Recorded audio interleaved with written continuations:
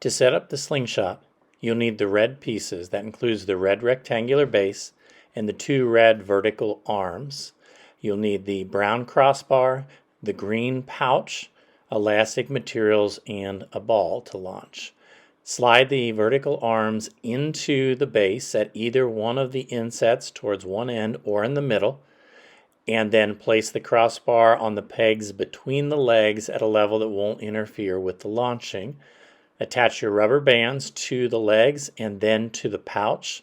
This one is shown tied back, but you do not need to tie it back. Once it is set, you pull it back and release it.